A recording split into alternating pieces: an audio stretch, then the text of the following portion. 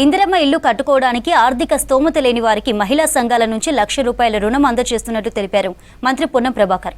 ప్రతి ఇందిరమ్మ ఇల్లు నిర్మాణానికి 8 ట్రాక్టర్ల ఇసుక ఉచితంగా ఇవ్వబడుతుందన్నారు. హుస్నాబాద్ నియోజకవర్గం అక్కన్నపేట మండలం గోవర్ధనగిరి గ్రామంలో ఇందిరమ్మ ఇల్లు లబ్ధిదారు సింగపాక మల్లవ్వ ఇంటి నిర్మాణానికి మంత్రి పొన్నం భూమి పూజ చేశారు.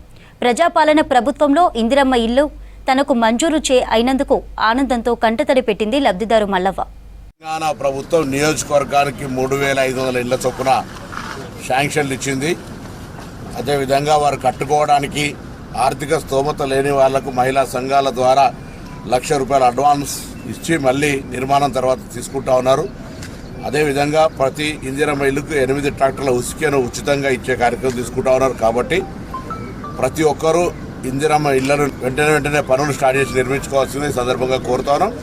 ప్రభుత్వం ఇందిరమ్మ ఇళ్లను ఒక ప్రతిష్టాత్మకంగా తీసుకొని వాళ్ళందరికీ ఇల్లు లేని వాళ్ళందరికీ ఇల్లు కట్టించే కార్యక్రమం చేస్తున్న ఈ సందర్భంలో గ్రామాల్లో ఉన్నటువంటి అన్ని రకాల ప్రజాప్రతినిధులు ఆ గ్రామాల్లో ఉన్నటువంటి ఇందిరమ్మ ఇళ్ల నిర్మాణానికి సహకరించాలి.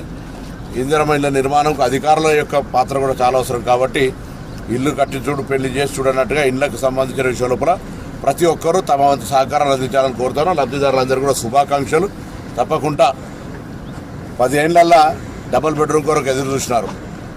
ఉదాహరణకు హుస్నాబాద్ నియోజకవర్గం తీసుకుంటే 400 ఇళ్ళు మాత్రమే మొత్తం 10 ఏళ్లల్లా.